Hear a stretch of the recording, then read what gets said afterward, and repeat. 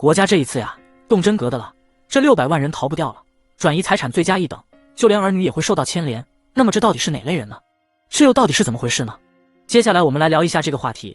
大家好，我是安哥。如果你比较关注这类话题的话，可以用您发财的小手长按点赞3秒钟帮我助力一下，或者说分享给你身边的亲戚朋友，这样的话就可以让更多的人看到这个话题了。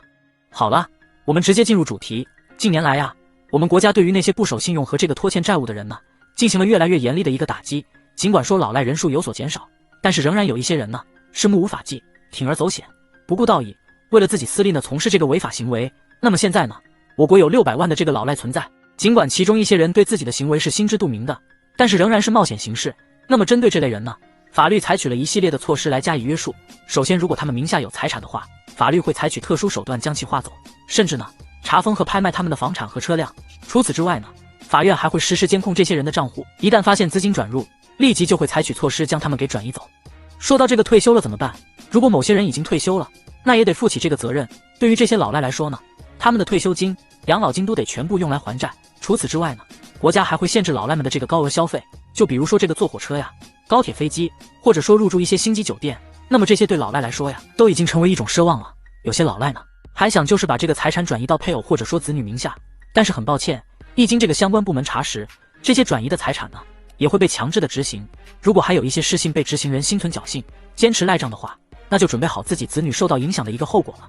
他们的子女呢，将不能够上这个私立学校，而且已经工作的子女可能需要帮忙还债了。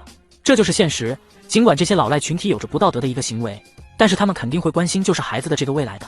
那么在这种情况下呢，有时会促使一些老赖意识到还款的这个重要性的。毕竟呢，自古以来就有欠债还钱天经地义的一个说法。可是总有些人抱着侥幸的心理，他们不仅将这个魔爪向这个亲朋好友伸手，还试图欺骗银行。他们天真的就以为国家没有办法来对付他们了。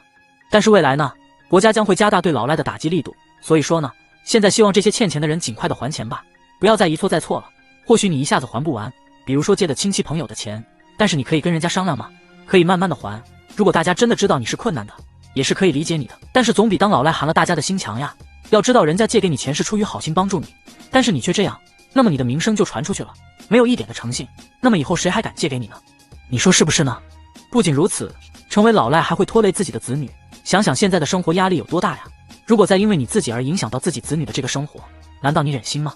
所以不管怎么说呀，赶紧还钱，别给自己贴上这个老赖的标签好了。今天的视频呢，就和大家分享到这儿了。